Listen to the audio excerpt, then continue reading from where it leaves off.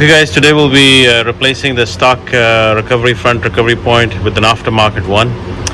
The problem with LC300 is that they don't mention what is the rating for this the front recovery point, and only one eyelet is available on the left side, but there is no eyelet for the right side. So it's actually, if you're using a standard 1.5 inch shackle, then it's good. This eyelet will fit in, but definitely on the other side you can't really push anything inside this one, so it's really limited usability in terms of off-road. So the idea is to replace it with the ARB one, and I'll show you in a bit. Gone with the ARB recovery point. These are rated 8,000 kilograms for up to 4.5 ton recoveries. Very solid piece. Actually, the installation is a bit tricky because you have to unbolt your sway bar bracket as well, and they have supplied you with 2 additional bolts.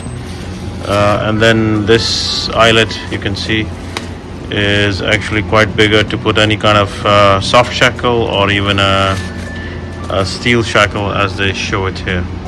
So we'll open the 2 bolts, the stock bolts, and then we will open the sway bar as well, the same sway bar bracket at the front end, and this is where they have supplied their own bolts. But be careful, don't open both recovery points at the same time, otherwise the sway bar is going to drop off, so that's going to create another issue for you. So we're going to start with the left side, and then we'll finish off the right side.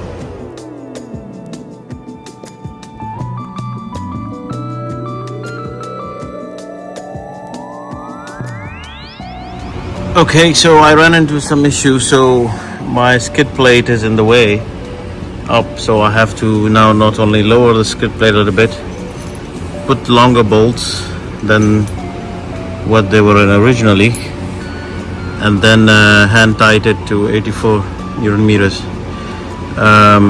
This is actually a point of caution. If you're using these aftermarket skid plates, they may or may not be compatible with the recovery plates, with the recovery points.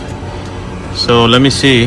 I'm going to tighten this back one side, hand tighten this, and then see how the fit is. Otherwise I'll have to put spacers just to make sure the skid plate is intact. Okay, so one side is done.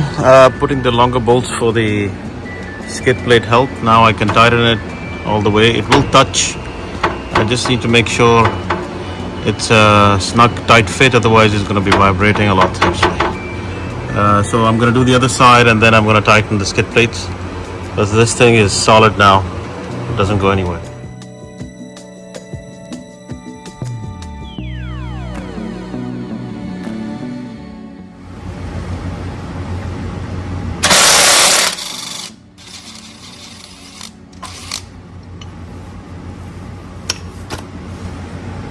So let's compare the original stock recovery points front with the ARB one.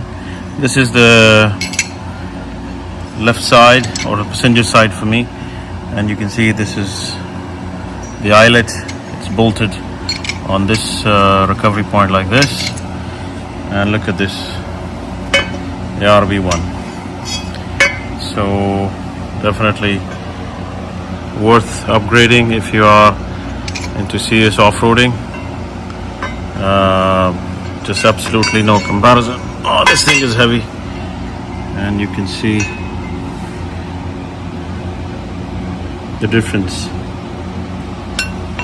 I mean, this thing could, stock cars and maybe slightly modified, yeah, this should be okay, but this thing is really solid. So there you go. I think a lot of companies are now making these. I've seen some Iron Man and other companies as well, but I prefer the ARB one.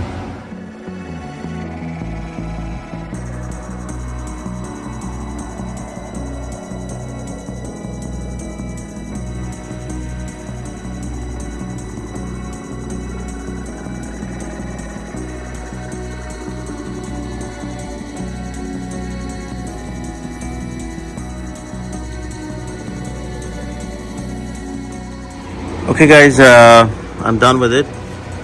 Just my skid plate has an issue,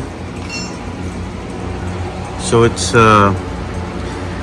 touching here. That means now I have a little bit of a gap between the bumper and the front plate, but otherwise it fits okay.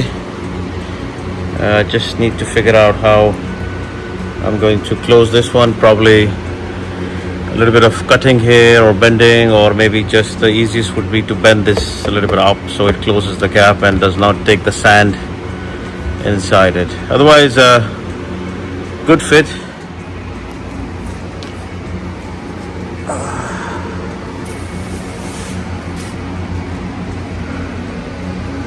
I think the best approach would be to just remove the skid plate altogether and then fit these recovery points and then have it done.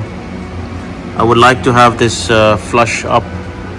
Maybe I'll find somebody who can. These are like it's bash plates, so